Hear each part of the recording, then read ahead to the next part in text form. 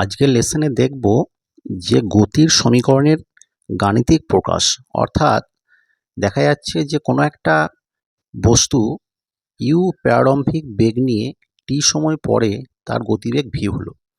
এটা একটা সরলরেখা বরাবর সেই বস্তুটা অতিক্রম করছে বা চলছে, ঠিক আছে। তাহলে সেই কণাটির বা সেই বস্তুটির তার বেগগুলিকে কিভাবে আমরা গাণিতিক ভাষায় প্রকাশ করব, এখন দেখে নেওয়া যাক। প্রথমে যে বেগের সমীকরণ v equal to u plus at, ঠিক আছে, এটাকে আমরা কিভাবে প্রকাশ করব সেটা আমরা প্রথমে দেখব। এরপরে আমরা নেক্সট সমীকরণে যাব।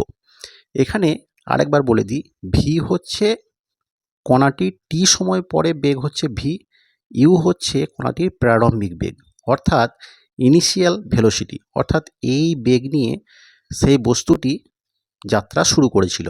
এবং এখানে এ হচ্ছে কণাটির ত্বরণ।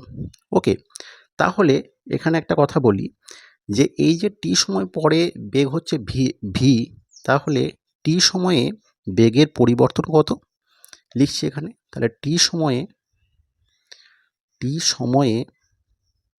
বেগের পরিবর্তন কত হলো, ভি মাইনাস ইউ, ঠিক আছে। তাহলে একক সময়ে আমি যদি বলি টি সময়ে বেগের পরিবর্তন ভি মাইনাস ইউ, তাহলে একক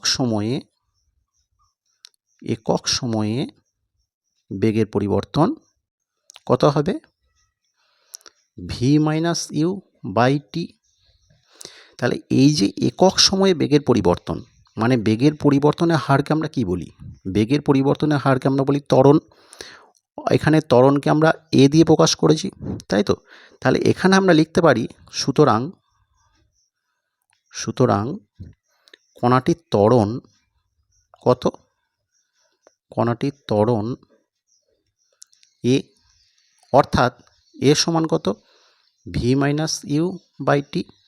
এবার এটাকে যদি আমরা সমাধান করি তাহলে কত হচ্ছে, at equal to v minus u, বা ভি ইকুয়াল টু ইউটাকে এদিকে নিয়ে চলে এসো, ইউ প্লাস এটি।